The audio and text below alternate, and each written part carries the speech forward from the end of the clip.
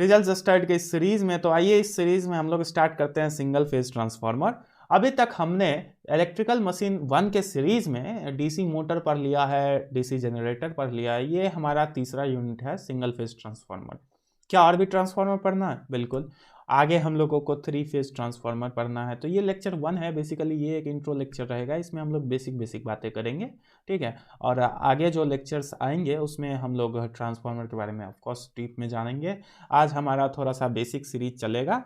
तो आइए देखते हैं कि भाई ये सिंगल फेज ट्रांसफार्मर क्या चीज़ है। सिंगल फेज ट्रांसफार्मर जो आपको पढ़ना है, ये थोड़ा सा हम समझ लेते हैं कि भाई सिंगल फेज ट्रांसफार्मर से मतलब क्या है। देखिए, ट्रांसफार्मर को थोड़ा सा हम जान लेते हैं कि ये ट्रांसफार्मर है क्यों, मतलब है क्या और इसकी ज़रूरत हमें क्यों पड़ा, ठीक है। भाई ट्रांसफार्मर के बारे में सिंपल बात जान लीजिए कि ट्रांसफार्मर एक प्योर एसी इलेक्ट्रिकल मशीन है। कैसा मशीन है भाई? प्योर एसी इलेक्ट्रिकल मशीन है। ये एकदम एसी सिग्नल पे काम करता है, ये डीसी पे ऑपरेट नहीं होता है। कारण क्या है? क्योंकि डीसी की फ्रीक्वेंसी शून्य होती है, ठीक है। अगर आप लोग डीसी सिग्नल, डीसी का वेवफॉर्म देखेंगे, उसको एनालाइज करेंगे, तो ये बात आप सबको पता है कि डीसी में जो हमारा है वेवफॉर्म एक कांस्टेंट आता है, ठीक है। वहीं अगर बात एसी की करें तो ये एक साइनोसॉइडल वेव प्रोड्यूस करता है, और साइनोसॉइडल वेव चूंकि अपने डायरेक्शन को चेंज करता है, इसीलिए इसका एक सर्टेन फ्रीक्वेंसी होता है, और इसीलिए हम ट्रांसफार्मर को यहाँ पे ऑपरेट कर सकते हैं, ठीक है। और डीसी में इसको ऑपरेट नहीं कर सकते हैं, डीसी में ये काम नहीं करता है, ठीक है। तो आपको भी पता है कि आपके घर में जो इलेक्ट्रिसिटी आता है उसका फ्रीक्वेंसी कितना रहता है? 50 हर्ज। तो 50 हर्ज का क्या मतलब है भाई? आपने कभी सोचा होगा कि ये जो 50 हर्ज हम लोग को सुनने के लिए मिलता है, 230 वोल्ट, और फिर 50 हर्ज 50 हर्ज, इसका क्या मतलब है? देखिए, हर्ज का मतलब है ना फ्रीक्वेंसी, जो यूनिट है हर्ज, इसका मतलब है कि ऑपरेशन पर सेकेंड। यानी कि अगर 50 हर्ज हम लोग कहते हैं, तो 50 हर्ज कहने का मतलब है कि 50 बार जो है आपका एसी सिग्नल डायरेक्शन को चेंज करता है, यानी कि 50 टाइम्स फ्लक्चुएट होता है, ठीक है। वो एक बार पॉजिटिव डायरेक्शन में, फिर नेगेटिव डायरेक्शन में, अगेन पॉजिटिव, फिर नेगेटिव। तो इस तरह से 1 सेकेंड के अंदर 50 टाइम्स अपने डायरेक्शन को चेंज कर दो। आई होप फ्रीक्वेंसी को आप बहुत अच्छे से समझ गए होंगे इस चीज़ से।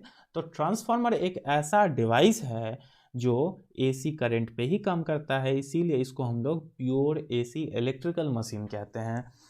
अभी तक जो हमने मशीन को डिफाइन किया था, यानी कि 2 मशीन तो आप पढ़ चुके हैं, मोटर और जनरेटर। तो आप ने देखा था कि जब हम इसको डिफाइन करते थे तो हम कहते थे कि एक फॉर्म ऑफ पावर को दूसरे फॉर्म ऑफ पावर में चेंज करता है, यही कहते थे। लेकिन ये क्या है, ये ट्रांसफार्मर क्या करता है? ये एक फॉर्म ऑफ पावर को सेम ही फॉर्म में चेंज करता है। पावर जो है ना, सेम ही फॉर्म में चेंज करेगा। यानी कि अगर हम एक ट्रांसफार्मर को ले लें, क्या करें, एक ट्रांसफार्मर को लें, तो ये हमारा बेसिक क्या करता है काम? तो एक ट्रांसफार्मर जो है हमारा, इसको अगर हम इलेक्ट्रिकल पावर देते हैं, यानी कि AC electrical power, of course AC ही देंगे, AC electricity RICL electrical power अगर हमने इसको दे दिया, तो ये हमको रिटर्निंग में क्या देगा? AC electrical power, AC electrical power ही देगा।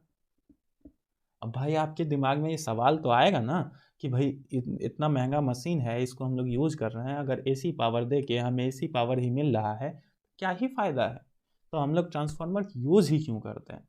तो भाई आप समझ लीजिए कि ट्रांसफार्मर हमारे वोल्टेज को ट्रांसफॉर्म कर देता है। पावर तो एसी ही देता है, एसी इलेक्ट्रिकल पावर ही देता है। यहाँ पे मान के चलिए कि कुछ V वोल्टेज हमने यहाँ पे दिया, ठीक है, V वोल्टेज हमने दिया, और यहाँ पे हमें अगर ज़्यादा वोल्टेज चाहिए तो ये हमारे वोल्टेज को राइज करके दे देगा, ठीक है। यानी कि अगर हम एक ट्रांसफार्मर का इस्तेमाल करते हैं तो इसके इनपुट में जो हम इलेक्ट्रिकल पावर देंगे, तो वही उतना ही पावर हमें रिटर्न करेगा, लेकिन वोल्टेज को ट्रांसफॉर्म करेगा, पावर को ट्रांसफॉर्म नहीं करता है। पावर को किसी भी डिवाइस के सहायता से, अभी तक कोई भी ऐसा डिवाइस नहीं बनाया गया है जिसके सहायता से पावर को क्रिएट किया जा सके, power can't be created nor be destroyed, ये आपने power conservation, energy conservation law में पढ़ा होगा है। लेकिन हम लोग क्या कर सकते हैं, हम लोग पावर को बिल्कुल भी ट्रांसफॉर्म नहीं कर सकते। अगर कोई आपको कहता है ना कि पावर को ट्रांसफॉर्म करता है, गलत बात है। पावर को ट्रांसफॉर्म नहीं कर सकते, हम लोग वोल्टेज को ट्रांसफॉर्म करते हैं इसके सहायता से। किसको ट्रांसफॉर्म करते हैं? वोल्टेज को। वोल्टेज को या तो राइज करके देगा या फिर वोल्टेज को ड्रॉप कर देगा, ठीक है। तो आपको जैसा नीड हो, सपोज कीजिए कि आपके घर में 230 वोल्ट इलेक्ट्रिसिटी आता है, ठीक है ना। अगर आपको इलेक्ट्रिसिटी थोड़े ज़्यादा वोल्ट का चाहिए, जैसे मान के चलिए आपके पास कोई ऐसा इक्विपमेंट है जिसमें 700 वोल्ट इलेक्ट्रिसिटी चाहिए, तो आप क्या करेंगे? वहाँ पे ट्रांसफार्मर का यूज़ कर देंगे, ठीक है। एक इजी एग्जांपल हम आपको बता देते हैं। देखिए, आपके घर में क्या होता है कि फ़ोन चार्जिंग के लिए आप लोग चार्जर का इस्तेमाल करते हैं, ठीक है। अब आप हमें बताइए कि आपके घर में जो 230 वोल्ट इलेक्ट्रिसिटी आता है, क्या वो 230 वोल्ट आप अपने फ़ोन को चार्ज करने के लिए इस्तेमाल कर सकते हैं? आंसर है नहीं। अगर वो 230 वोल्ट हमने फ़ोन को चार्ज करने के लिए गलती से भी इस्तेमाल कर लिया तो वो बहुत डेंजरस होगा। हमारे फ़ोन को चाहिए 5 वोल्ट, 12 वोल्ट। आजकल तो बहुत कहते हैं ना हाई पावर का चार्जर है, मतलब फ़ोन फास्ट चार्जिंग है, ठीक है। तो फास्ट चार्जिंग में भी हम हाई ज़्यादा से ज़्यादा कितना जाते हैं? अभी जिस लैपटॉप में हम रिकॉर्ड कर रहे हैं इसको चाहिए 64 वोल्ट चार्ज होने के लिए, 64 वोल्ट। इससे ज़्यादा तो हम लोग जनरली इलेक्ट्रॉनिक्स इक्विपमेंट में नहीं देते हैं, या देते भी हैं तो किसी किसी सर्टेन इक्विपमेंट में देते हैं, लेकिन बहुत ज़्यादा हाई पावर की रिक्वायरमेंट नहीं होती है। तो यहाँ पे हम क्या करते हैं कि आपका जो एडाप्टर होता है फ़ोन का या फिर लैपटॉप का, किसी भी चीज़ का, वो देखेंगे कि एडाप्टर में भी हमारा ट्रांसफार्मर लगा होता है। तो ट्रांसफार्मर हर एक इक्विपमेंट में लगभग लगा होता है, अगर उस इक्विपमेंट का पावर नीड कुछ सर्टेन हो। लेकिन हमको क्या करना है कि 5 वोल्ट प्रोवाइड करना है। अब हम पावर स्टेशन से थोड़ी ना कहेंगे, जनरेटिंग स्टेशन से, कि भाई हमारे पास फ़ोन है, आप हमको 5 वोल्ट का भी सप्लाई दीजिए। ऐसा नहीं हो सकता है ना। हमारे घर में 230 वोल्ट सप्लाई आता है, उसको हमें ब्रेक करना होगा, ठीक है, जैसा कि हमारा नीड हो। खैर, चलिए आगे चलते हैं। तो हमारे फ़ोन और चार्जर में भी ट्रांसफार्मर लगा है जो वोल्टेज को ड्रॉप कर देता है। 230 वोल्ट से ड्रॉप करके कितना वोल्ट कर देता है? 230 वोल्ट से सपोज आपका 5 वोल्ट हो तो 5 वोल्ट कर देता है। पहले कीपैड वाले फ़ोन का चार्जर होता था 5 वोल्ट, अब तो खैर नहीं होता है। खैर, तो हम लोग ट्रांसफार्मर को थोड़ा सा और समझ लेते हैं, ठीक है। उसके बाद हम लोग एंड अप करेंगे, ठीक है। चलिए, तो मैं इसको हटा देता हूँ। देखिए, ट्रांसफार्मर जो है ना, ट्रांसफार्मर को हम लोग 2 पार्ट में पढ़ेंगे। कितने पार्ट में? 2 पार्ट में। एक तो हम लोग अभी सिंगल फेज पढ़ रहे हैं ना, सिंगल फेज। फेज को हम लोग दरअसल ऐसे भी दिखाते हैं, तो सिंगल फेज ट्रांसफार्मर अभी हम लोग पढ़ रहे हैं। ट्रांसफार्मर अगले यूनिट में हम लोग पढ़ेंगे 3 फेज ट्रांसफार्मर। 3 फेज ट्रांसफार्मर, ठीक है। 3 फेज ट्रांसफार्मर। आप लोग चिंता न करें, ये सारा कंटेंट मैंने लिखित रूप में आज टाइप कर दिया है, तो बिल्कुल फिक्र करने की ज़रूरत नहीं है। थोड़ा सा मुझे लगता है कि इस बीच में मैंने लंबा गैप ले लिया। एक्चुअली मैं डिसाइड कर रहा था कि क्वेश्चन सीरीज़ आपके लिए लाऊं या ना लाऊं, लेकिन मैंने देखा कि कोई खासा रिस्पांस आप लोगों का नहीं है, तो मैं आपको डिस्टर्ब करना नहीं चाहता था। आप लोग भी एंजॉय कीजिए। तो आप कहेंगे तो मैं ले आऊँगा उस पर क्वेश्चन सीरीज। वैसे मैं जो प्लेलिस्ट है उसको शूट करने में ज़्यादा इंटरेस्टेड हूँ। अगर आप कहेंगे तो मैं लाऊंगा, नहीं तो ठीक ही है। तो आगे हम लोग बढ़ते हैं। तो हम लोग क्या पढ़ रहे हैं? Single phase transformer. Single phase transformer यानी कि ये हम लोग सर्किट का विषय है।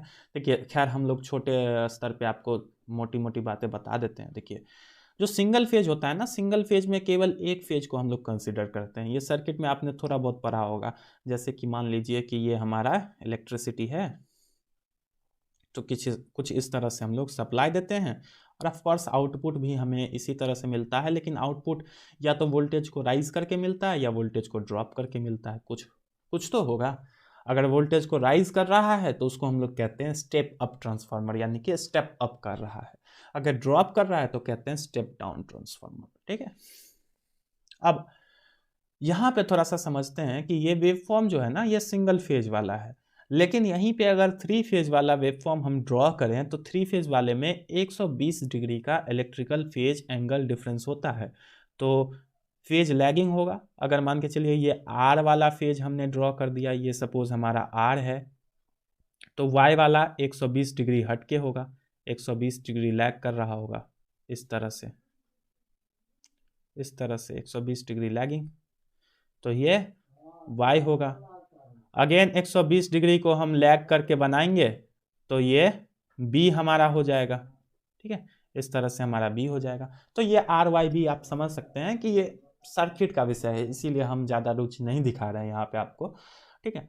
तो 3 फेज और सिंगल फेज आप सर्किट में समझेंगे, अभी मेन बात है कि हम टॉपिक पे आ जाते हैं, नहीं तो आप बोर होंगे, ठीक है। चलिए, तो ट्रांसफार्मर क्या करता है, सिंपल, एसी पावर को एसी पावर में ही चेंज करता है, लेकिन वोल्टेज को अप करता है या मतलब राइज करता है या ड्रॉप करता है, सिर्फ इतना ही करता है। वोल्टेज के साथ मतलब हमने पावर बराबर पढ़ा है ना, power is equals to V I, voltage into current. Power electrical circuit में हमें कांस्टेंट रखना है, पावर को चेंज नहीं करना है, ठीक है, पावर को चेंज नहीं करना है, ये बात अब ध्यान रखेंगे। हम क्या करेंगे कि वोल्टेज को अप या डाउन करेंगे। तो ट्रांसफार्मर में क्या होता होगा आपके ख्याल से बताइए। देखिए, जब हम ट्रांसफार्मर का इस्तेमाल करते हैं, सपोज अगर हमने कोई ऐसा ट्रांसफार्मर लिया जो स्टेप अप ट्रांसफार्मर है, स्टेप अप यानी कि ये वोल्टेज को अप करेगा, तो हम इसको क्या करेंगे कि V1 देंगे, हम लोग इसको P देंगे, कोई पावर देंगे ना, और हमें ये रिटर्न भी P ही करेगा, ठीक है।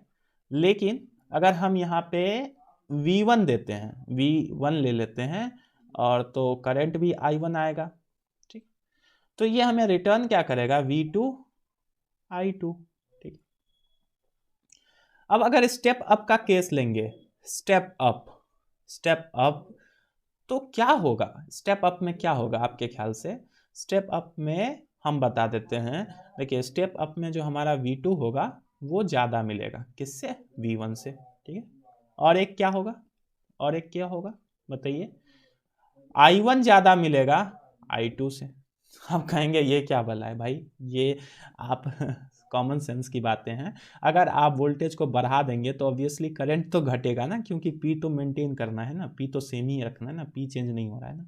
आप वोल्टेज को चेंज करेंगे, एक क्वांटिटी को चेंज कर रहे हैं तो उसके रिस्पेक्ट में दूसरा क्वांटिटी भी चेंज होगा ना, तभी ना उसके इक्विवेलेंट क्वांटिटी को हम कांस्टेंट मेंटेन कर पाएंगे। ये बात तो आप समझते हैं, ठीक है। तो भाई करंट को हमने राइज किया तो भाई सामान्य सी बात है कि हमारा वोल्टेज को हमने राइज किया तो करंट ड्रॉप होगा ना, करंट ड्रॉप हो जाएगा। तो स्टेप अप ट्रांसफार्मर ना सिर्फ वोल्टेज को अप करता है, पूरी बात सुन लीजिए, स्टेप अप ट्रांसफार्मर ना सिर्फ वोल्टेज को अप करता है, उसके साथ साथ करंट को डाउन भी करता है, ठीक है, समझ रहे हैं। स्टेप अप ट्रांसफार्मर ऐसा नहीं है सिर्फ वोल्टेज को बढ़ा देता है और कुछ होता ही नहीं है, लेकिन करंट को भी डाउन करता है। स्टेप डाउन का क्या काम है भाई, स्टेप डाउन बिल्कुल वाइस वर्सा रिवर्स, यानी कि इसमें हमारा V1 बड़ा होगा, ज्यादा वोल्टेज देंगे और मिलेगा कितना, कम वोल्टेज मिलेगा, ठीक है, कम वोल्टेज मिलेगा। करंट के केस में बताइए, करंट बढ़ जाएगा, करंट क्या होगा, बढ़ जाएगा, ज्यादा करंट मिलेगा, ठीक है। इससे हम लोग ये कंक्लूड कर सकते हैं, ठीक है, समझ रहे हैं ना, स्टेप अप क्या होता है, स्टेप डाउन क्या होता है, आगे हम लोग डिटेल में भी पढ़ेंगे। अभी के लिए आप इतना समझ लीजिए कि स्टेप अप ट्रांसफार्मर में वोल्टेज चेंज होता है। अच्छा, इस दौरान एक चीज मुझे बताइए, फ्रीक्वेंसी के साथ भी कुछ होता है क्या, या फ्रीक्वेंसी कांस्टेंट रहता है, जरा सोचिए, बाद में हम बता ही देंगे, ठीक है। अभी आप सोचिए कि फ्रीक्वेंसी क्या होता है, कांस्टेंट रहता है, अभी हम ये नहीं दिखाएंगे आपको, एक सेकंड में बताइए आप हमको कि फ्रीक्वेंसी के साथ क्या होता है, क्योंकि आपने देखा कि पावर कांस्टेंट है, पावर क्या है, कांस्टेंट है, वोल्टेज चेंज हो रहा है, करंट चेंज हो रहा है, फ्रीक्वेंसी का क्या होता होगा, क्योंकि ये फ्रीक्वेंसी भी तो मायने रखता है यहाँ पे। भाई फ्रीक्वेंसी भी कांस्टेंट रहता है, कंफ्यूज होने की कोई ज़रूरत नहीं है, फ्रीक्वेंसी ऑल्सो कांस्टेंट, फ्रीक्वेंसी के साथ ये कुछ नहीं करता, this is not the variable frequency machine, ये फ्रीक्वेंसी को चेंज नहीं करता है, ठीक है। हम लोग इससे वोल्टेज को ही सिर्फ चेंज कर सकते हैं, और ऑफ कोर्स करंट को भी चेंज करेंगे, क्योंकि वोल्टेज चेंज होगा तो करंट भी होगा, ठीक है। तो फ्रीक्वेंसी के साथ कुछ नहीं होगा। हम लोग इसके डेफिनेशन को देख लेते हैं। A single phase transformer is an static electrical machine. Static क्यों लिखा, क्योंकि आपको शुरू में हमने क्या बताया था कि भाई, शुरू में हमने आपको क्या बताया था कि भाई इलेक्ट्रिकल मशीन जो होता है, देखिए हम हर शब्द को तोड़ तोड़ के आपको एकदम डिटेल में बता रहे हैं, ठीक है। तो बिल्कुल आलस करना नहीं है, हम नहीं कर रहे हैं, आपको भी नहीं करना है। तो हमने बताया था कि एक रोटेटिंग मशीन होता है, एक रोटेटिंग और एक स्टेशनरी या स्टैटिक। स्टैटिक लिख लेते हैं, आसान पड़ेगा। रोटेटिंग में हमने दो मशीन बताया था, क्या क्या, जनरेटर और मोटर। स्टैटिक में हमने सिर्फ यही ट्रांसफार्मर देखा था। ट्रांसफार्मर दो तरह का, सिंगल फेज, थ्री फेज। अभी क्लासिफिकेशन देखेंगे तो बहुत तरह का मिलेगा, तो फिर आप ये नहीं कहिएगा कि पहले आपने कहा था कि सिर्फ दो प्रकार का होता है, अब इतना सारा क्यों। तो होता है, तो हम लोग आगे देखेंगे। अभी के लिए हम ये देख लेते हैं, थोड़ा कलर चेंज कर लेते हैं, हमेशा वाइट वाइट अच्छा नहीं लगता है, येलो कर लेते हैं, ठीक है। तो भाई electrical machine that transfer electrical energy from one circuit to another circuit without change in power and frequency. अब ये क्या भला है, एक सर्किट से दूसरे सर्किट में, समझ में नहीं आया ना, ठीक है। आगे हम समझेंगे, आगे हम कैसे समझेंगे जब सर्किट सिंबल देखेंगे। देखिए बता देते हैं। देखिए ट्रांसफार्मर में क्या है कि अगर आप ट्रांसफार्मर को थोड़ा सा समझना चाहें तो ट्रांसफार्मर में होता क्या है, ट्रांसफार्मर में वाइंडिंग होता है। क्या होता है, वाइंडिंग होता है। एक होता है हमारा प्राइमरी वाइंडिंग, एक होता है हमारा सेकेंडरी वाइंडिंग। तो एक हमारा इस तरह से, इस तरह से, इस तरह से प्राइमरी वाइंडिंग, और दूसरा हमारा इस तरह से, इस तरह से, इस तरह से सेकेंडरी वाइंडिंग, ठीक है। और ये हमारा होता है कोर। क्या होता है, कोर। किस चीज का, लोहे का, कास्ट आयरन का, ठीक है। सिलिकॉन स्टील का, सॉरी सिलिकॉन स्टील का। क्यों सिलिकॉन स्टील का, क्योंकि फ्लक्स इजली ट्रांसफर कर पाए एक पार्ट से दूसरे पार्ट में, ठीक है। तो बेसिक फंक्शनैलिटी को थोड़ा सा समझ लेते हैं। देखिए हम लोग यहाँ से देते हैं इसको सप्लाई, क्या देते हैं, सप्लाई, ठीक है। इसको हम लोग देते हैं, इसको हम लोग देते हैं सप्लाई, और यहाँ पे हमारा होता है लोड। क्या होता है, लोड। अब सप्लाई लोड तो आपको पता है, यहाँ से हम इलेक्ट्रिकल पावर देते हैं, यहाँ से इलेक्ट्रिकल पावर लेते हैं, इसीलिए यहाँ देने वाला सप्लाई, लेने वाला लोड, ठीक है। इसमें आपको कंफ्यूज नहीं है। अब ये वाइंडिंग जो है, ये ऐसा नहीं कि रैंडमली कितना भी वाइंडिंग कर देंगे। चलिए आज हमारा मन हुआ 10 वाइंडिंग करने का, आज हम 10 कर देते हैं, कल हमारा लकी नंबर 9 है, कल 9 कर देंगे, परसों 700 है 700 कर देंगे, फिर 7000 है 7000 कर देंगे, ऐसा नहीं है। ये वाइंडिंग फिक्स रहता है। देखिए जो हमारा प्राइमरी साइड वाइंडिंग है उसको सपोज हमने क्या दिया, N1। क्या क्या दिया, N1, ठीक है। जो सेकेंडरी साइड वाइंडिंग है उसको N2, यानी कि N1 stand for primary winding, primary winding, and N2 stand for secondary winding, ठीक है। ये हम अब हम सब कुछ लिख देते हैं, बाद में आपका कंप्लेन हमको नहीं सुनना है ना कि आप लिखते नहीं हैं, नोट्स भी नहीं देते हैं, तो हम नोट्स दे देंगे, ठीक है। डिस्क्रिप्शन में आपको नोट्स मिल जाएगा, ठीक है। हम चाहते हैं कि पहले आप खुद से अपना नोट्स तैयार कर लें, बाद में तो हम देंगे ही।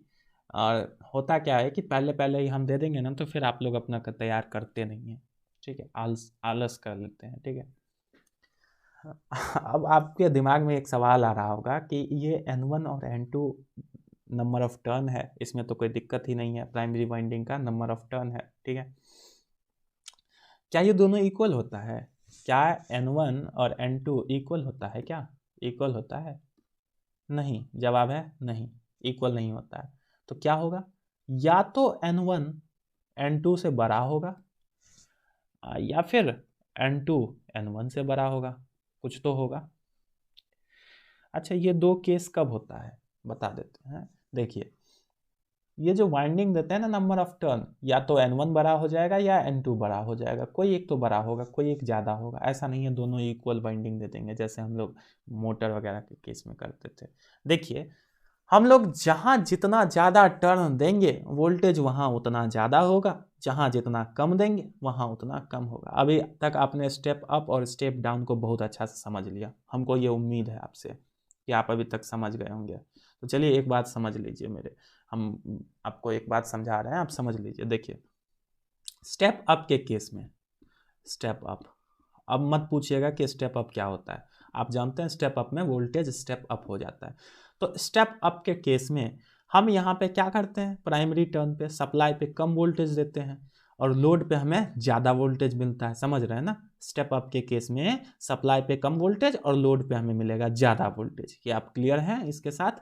ठीक है, तो स्टेप अप में आप क्या कंक्लूड कर पा रहे हैं, स्टेप अप में हमारा N2 जो होगा वो ग्रेटर देन होगा N1 से, ठीक है। यानी कि यहाँ पे नंबर ऑफ वाइंडिंग ज़्यादा होगा और प्राइमरी साइड में नंबर ऑफ वाइंडिंग कम होगा, ठीक है। अच्छा स्टेप डाउन के कंडीशन में, स्टेप डाउन में क्या होगा जरा बताइए। स्टेप डाउन में N1 ज़्यादा होगा और N2 कम होगा, ठीक है। यहाँ पे नंबर ऑफ वाइंडिंग ज़्यादा होगा, यहाँ पे नंबर ऑफ वाइंडिंग कम होगा, प्राइमरी साइड ज़्यादा सेकेंडरी साइड कम। समझ पा रहे हैं ना इस चीज़ को? चलिए अगर आपको कोई कन्फ्यूजन हो तो आप प्लीज़ कमेंट में लिख दीजिएगा, और प्रीमियर के टाइम पे जुड़ते हैं तो लाइव चैट में लिखा कि जो उस टाइम हम देख रहे होते हैं तो हम रिप्लाई कर देंगे, ठीक है। वैसे कमेंट में भी हम कर ही देंगे, ठीक है। तो आई थिंक इसको आप बहुत अच्छे से समझ गए होंगे। देखिए हमको यहाँ पे समझाना था सर्किट सिंबल ऑफ ट्रांसफार्मर, लेकिन हम आपको यहाँ पे ट्रांसफार्मर का वाइंडिंग वगैरह समझाने लग गए। खैर ये भी हमको समझाना ही था इसी चीज़ में। तो अभी हम सीधा सीधा सर्किट सिंबल के लिए एक और सेम स्लाइड को कॉपी कर लेते हैं, ठीक है। सेम स्लाइड को हम कॉपी कर लिए हैं और इन सब चीज़ों को हम हटा देते हैं, ठीक है। अरे ये सब हम सेलेक्ट करके हटा रहे हैं तो क्यों नहीं हट रहा?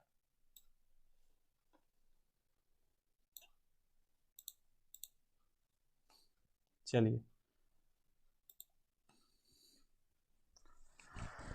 अच्छा सर्किट सिंबल कैसा होता है भाई। सर्किट सिंबल जब आपको सर्किट सिंबल का हम लोग इस्तेमाल ही क्यों करते हैं भाई। सर्किट सिंबल का हम लोग तब इस्तेमाल करते हैं जब मान के चलिए कि इलेक्ट्रिकल सर्किट में हमें ट्रांसफार्मर को दिखाना है।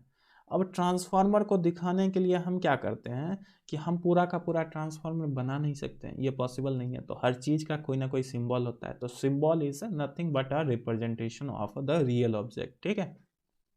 तो सर्किट सिंबल को हम लोग कैसे दिखाते हैं भाई। सर्किट सिंबल में हम दिखाते हैं इसके दोनों वाइंडिंग को, इसके दोनों वाइंडिंग को। ऑफ कोर्स इतना बड़ा तो नहीं होता है, अभी हम आपके क्लियरिटी के लिए बना रहे हैं, ठीक है।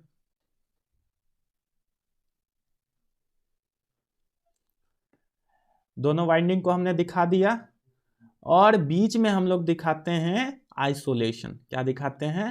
ये दोनों आइसोलेट है, कनेक्टेड नहीं है। आपको ध्यान रखना है वायर किसी भी हाल में प्राइमरी साइड का वायर सेकेंडरी साइड से कनेक्टेड नहीं होना चाहिए, ये आपको ध्यान रखना है, ठीक है। ट्रांसफार्मर के केस में अगर कनेक्टेड होगा तो इसमें आइसोलेशन होगा ही नहीं, फ्लक्स ट्रांसफर होगा ही नहीं, फिर लीकेज हो जाएगा, दिक्कत हो जाएगा। तो ये हमारा होता है प्राइमरी साइड, ये हमारा होता है सेकेंडरी साइड। लिख देते हैं this is primary winding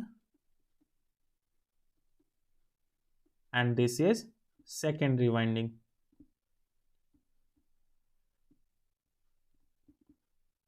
This is secondary winding, ठीक।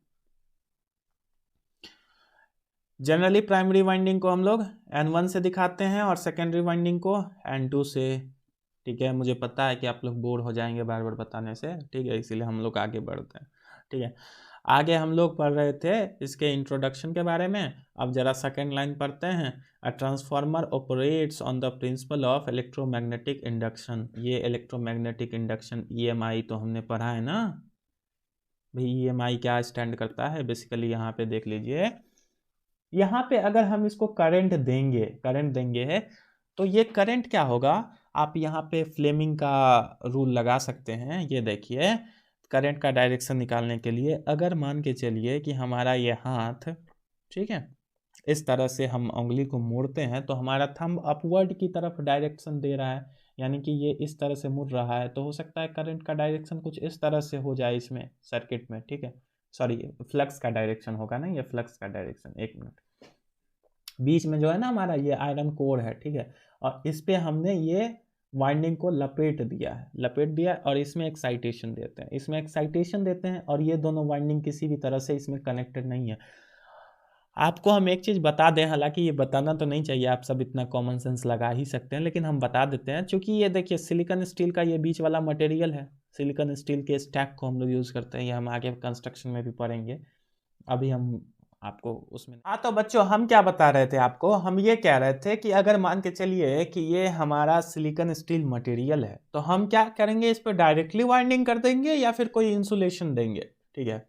सामान्य सी बात है कि अगर इंसुलेशन नहीं देंगे तो इस मटेरियल में भी तो करंट ट्रांसफर हो जाएगा। अगर मान के चलिए कि हम वायर को लेते हैं, कॉपर वायर को लेते हैं और डायरेक्टली इसके ऊपर डाल देते हैं, अगर वायर में कोई इंसुलेशन नहीं है या फिर हमने इस पर कोई इंसुलेशन चढ़ाया नहीं, तो फिर दिक्कत है ना, बॉडी में करंट चला जाएगा, और बॉडी में करंट जाएगा तो फिर क्या ही आइसोलेशन रह जाएगा, तो फिर फ्लक्स कैसे बनेगा, नहीं बनेगा ना। तो आप समझ सकते हैं कि हम लोग क्या करते हैं, पहले पेपर का इंसुलेशन देते हैं, और इंसुलेशन के लिए ही हम लोग वायर ऑयल वगैरह का इस्तेमाल करते हैं, आगे आप देखेंगे, ठीक है। उसके बाद हम लोग वाइंडिंग चढ़ाते हैं। तो हम यही समझाना चाहते थे, आप तो ये बेसिक चीज़ समझ ही भी सकते हैं कि ये इंसुलेशन चढ़ाने के बाद हम इस तरह से वाइंडिंग करते हैं, और इस सर्किट से यहाँ पे बनता है फ्लक्स, और फ्लक्स ट्रांसफर होता है यहाँ तक, और फ्लक्स यहाँ पे जाता है तो अगेन म्यूचुअल इंडक्शन होता है यहाँ पे, और इसी म्यूचुअल इंडक्शन के कारण हमारा करंट बन के निकलता है। तो अब आप दूसरे लाइन को बहुत अच्छे से समझ सकते हैं कि भाई हमारा इलेक्ट्रोमैग्नेटिक इंडक्शन का होता है प्रिंसिपल ऑफ इलेक्ट्रोमैग्नेटिक इंडक्शन, ये हम जब वर्किंग प्रिंसिपल डिस्कस करेंगे तो वहाँ पे डिटेल में करेंगे, in the form of mutual induction, ठीक है। A transformer is a pure AC electrical device because its works on AC voltage supply, ये तो आप जानते हैं। A transformer is used either increase और decrease the voltage and current level of output signal, ठीक है, आउटपुट सिग्नल या output power, you can also write power, ठीक है, बोथ आर करेक्ट। Okay.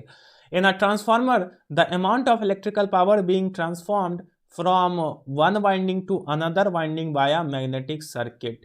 तो इसमें हमारा दोनों सर्किट होता है actually, magnetic circuit plus electric circuit भी होता है। आप देखेंगे कि हम दे तो रहे हैं इलेक्ट्रिक सर्किट में ना, और ये एक मैग्नेटिक फ्लक्स के रूप में ट्रांसफर हो रहा है। तो यहाँ electric circuit as well as magnetic circuit दोनों ही सर्किट है, ठीक है।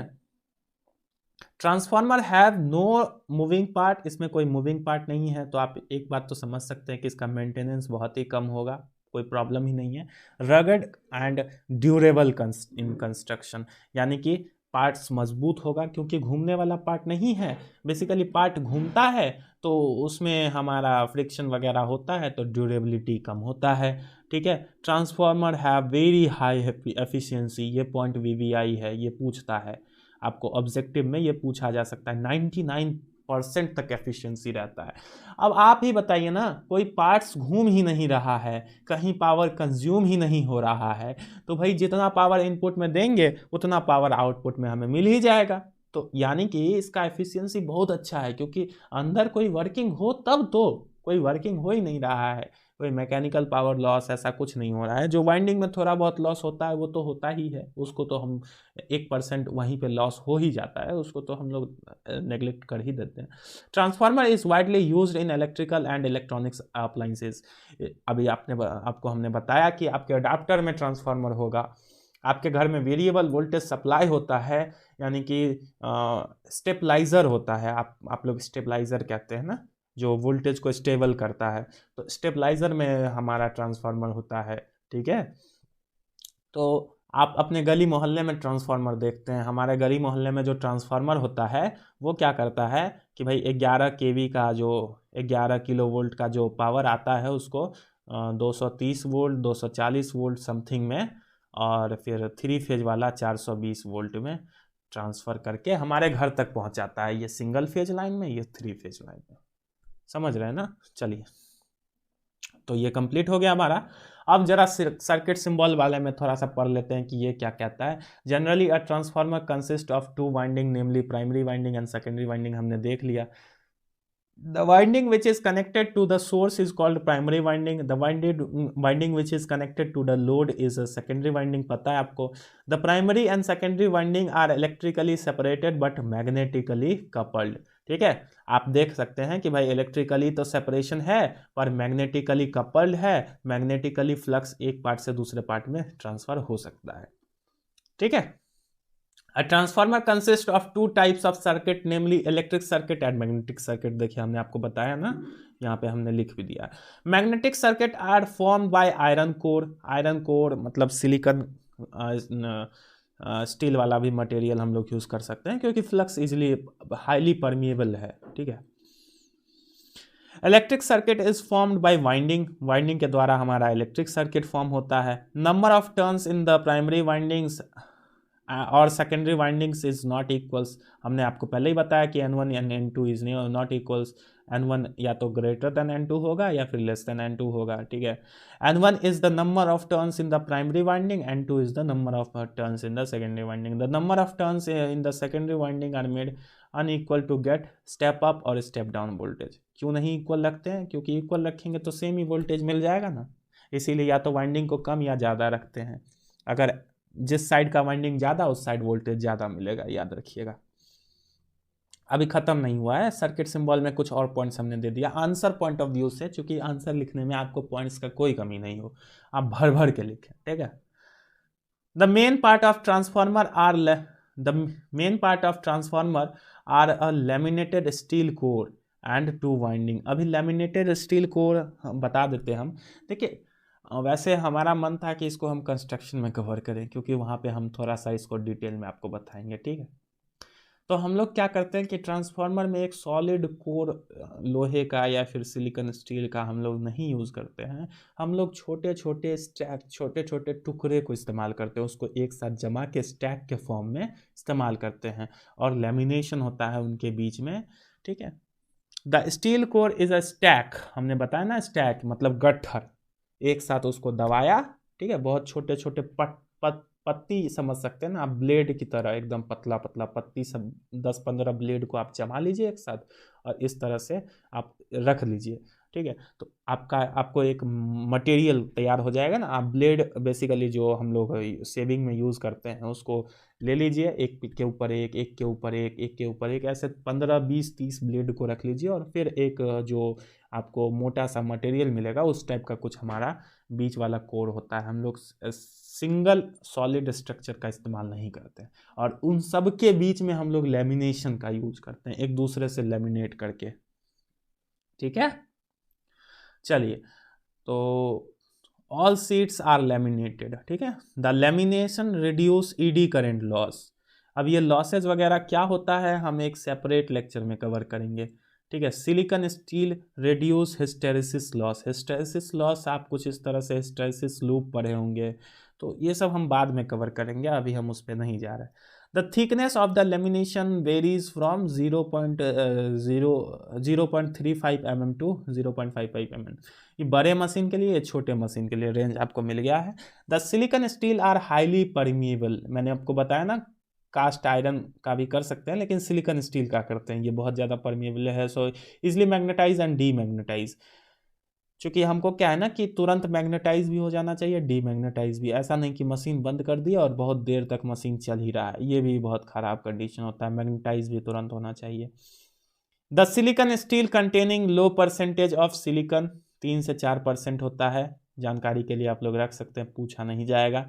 इन power transformer CRGO cold rolled grain oriented is used as a core material. ये मटेरियल के बारे में आप देख सकते हैं, CRGO मटेरियल का इस्तेमाल करते हैं। Transformer has 2 winding, namely primary winding and secondary winding. Both winding are electrically separated, magnetically coupled. Generally copper और aluminium wire are used in the winding. ज़्यादातर कॉपर करते हैं। कॉपर महंगा भी आता है लेकिन कॉपर ज़्यादा अच्छा है, कंडक्टिविटी कॉपर का ज़्यादा अच्छा है। एल्यूमिनियम वाला बहुत कम करते हैं, सस्ता होता है एल्यूमिनियम।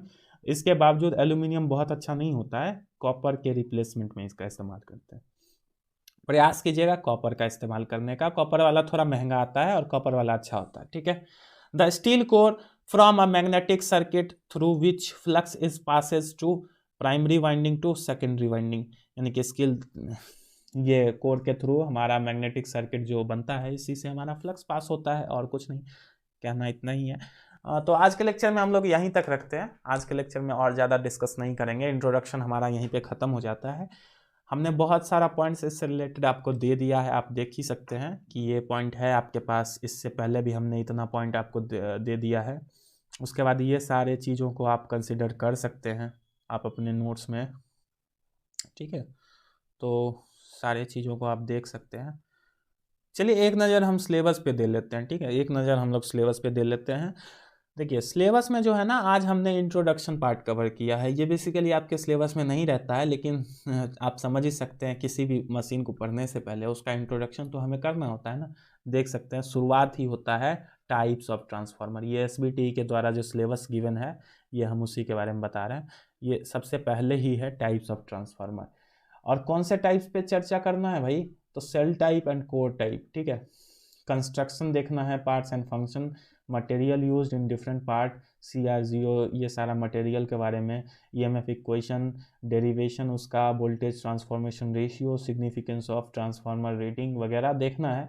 तो हम क्या करेंगे, हमारी स्ट्रैटेजी ये होगी कि हम लोग कल टाइप के बारे में देख लेंगे, ये कोर और सेल जो है इसके बारे में थोड़ा डिटेल से देख लेंगे, फिर अगले पार्ट में हम लोग कंस्ट्रक्शन देख लेंगे, ये सारा मटेरियल वगैरह जो है इसके बारे में देख लेंगे, ठीक है। उसके बाद एक और लेक्चर में हम लोग ये principle of operation, EMF equation और इसका डेरिवेशन और वोल्टेज ट्रांसफॉर्मेशन रेशियो सबको देख लेंगे एक लेक्चर में, सेपरेट लेक्चर में, थोड़ा लंबा होगा, कोई दिक्कत नहीं है। इसके बाद हम लोग कुछ सवाल लगा लेंगे अगर आप लोग चाहेंगे तो। उसके बाद सिग्निफिकेंस ऑफ ट्रांसफार्मर रेटिंग, इसकी ज़रूरत क्यों है, ये सारा टॉपिक्स जो है, load and no load, phasor diagram वगैरह बाद में देखेंगे, ठीक है। तो इस तरह से हमारा ट्रांसफार्मर ख़त्म भी हो जाएगा, लेकिन एक चीज़ हम लोग आज देख ही लेते हैं, क्लासिफिकेशन थोड़ा सा रह गया है तो हम इसको भी कर लेते हैं, ठीक है। अब ट्रांसफार्मर का क्लासिफिकेशन अलग अलग आधारों पे करते हैं। इवन किसी भी चीज़ का, अगर आप किसी भी चीज़ को क्लासीफाई करेंगे तो उसका कोई सर्टेन आधार होता है, कोई तो बेस होता है ना।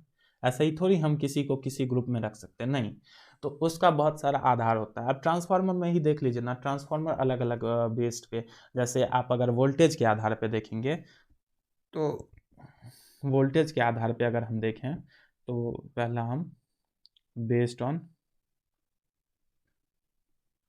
वोल्टेज रेटिंग या वोल्टेज, तो या तो आपको वोल्टेज बढ़ा के देगा या आपको वोल्टेज घटा के देगा। अगर आपको वोल्टेज बढ़ा के दे रहा है तो वो कौन सा है, स्टेप अप।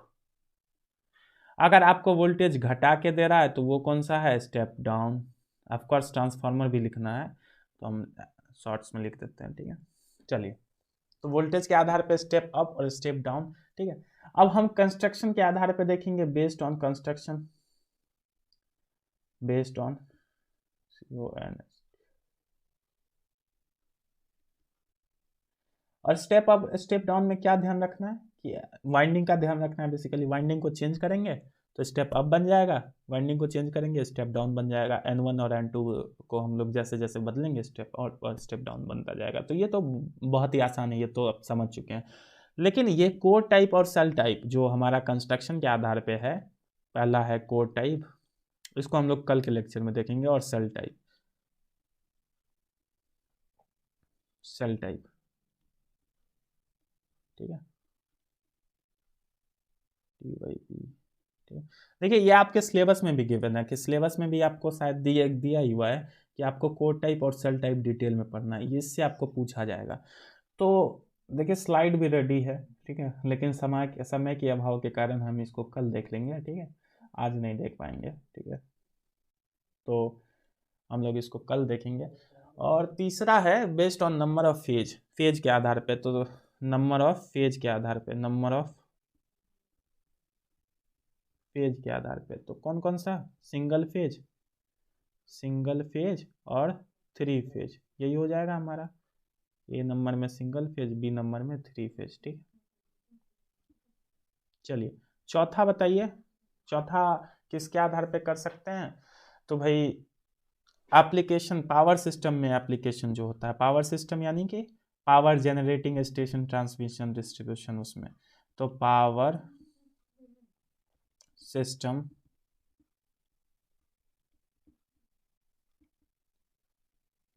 एप्लीकेशन में हम लोग भी इस्तेमाल करते हैं। तो एक तो हमारा पावर ट्रांसफार्मर जो कि जनरेटिंग स्टेशन में होता है, पावर ट्रांसफार्मर, और दूसरा हमारा होता है डिस्ट्रीब्यूशन ट्रांसफार्मर जो आपके गली मोहल्ले में होता है, डिस्ट्रीब्यूशन ट्रांसफार्मर। ठीक है, पांचवा क्या है? तो भाई पांचवा है based on cooling, based cooling. तो इसमें हमारा नेचुरल कूलिंग और फोर्स कूलिंग, नेचुरल और बी में फोर्स्ड। ठीक है, क्या ये बहुत ज़्यादा इंपॉर्टेंट है? नहीं, बहुत ज़्यादा इंपॉर्टेंट नहीं है, लिखने के लिए आप लिख सकते हैं पॉइंट्स में। ठीक है, हमारा काम है करवा देना, इसीलिए हम करवा देते हैं। भाई वाइंडिंग के आधार पे, वाइंडिंग के आधार पे, वाइंडिंग के आधार पे भी है। वाइंडिंग के आधार पे आपका है सिंगल, सिंगल, ठीक है, बी नंबर में डबल एंड ट्रिपल वाइंडिंग वाला भी यूज करते हैं, ट्रिपल वाला भी यूज करते हैं।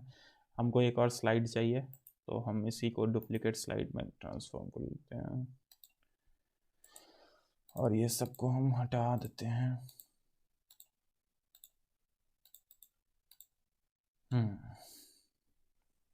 चलिए, तो हमने देख लिया, वाइंडिंग तक देख लिया ना। सेवन्थ नंबर में है मेजरमेंट एप्लीकेशन। अच्छा, एक सब्जेक्ट है आप लोग का electrical and electronics application, measurement application.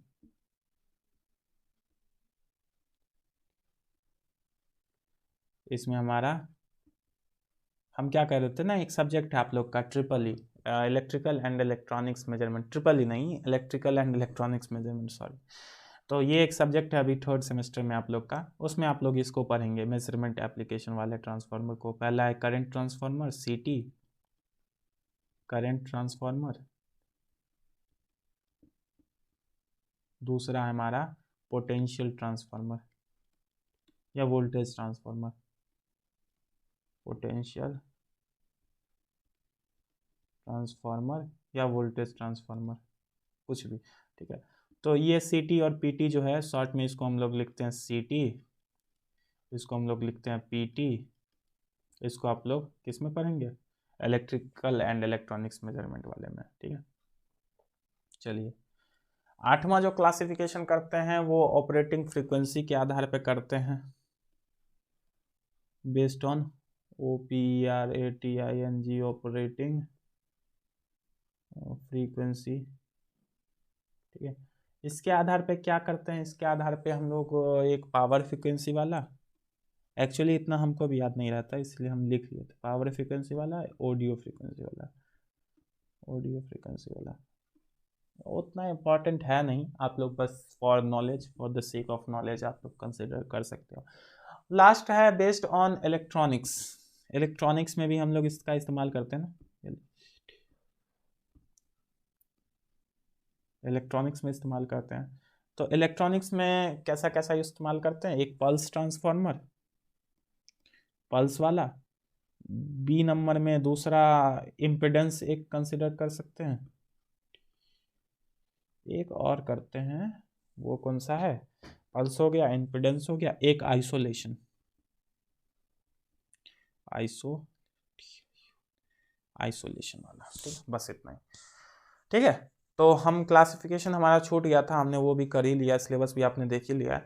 तो आज के लेक्चर में हम इतना ही रहने देते हैं। उम्मीद करते हैं आज का लेक्चर आपके लिए इन्फॉर्मेटिव रहा होगा, आपको बहुत चीज़ें सीखने को मिले होंगी सिंगल फेज ट्रांसफार्मर के लिए। ये बेसिक इंट्रोडक्शन लेक्चर था, ठीक है, जो कि देखना जरूरी भी था। इसमें हम लोग ओवरव्यू कर लिए हैं हमारा नया सीरीज जो ट्रांसफार्मर का चलने वाला है उसका।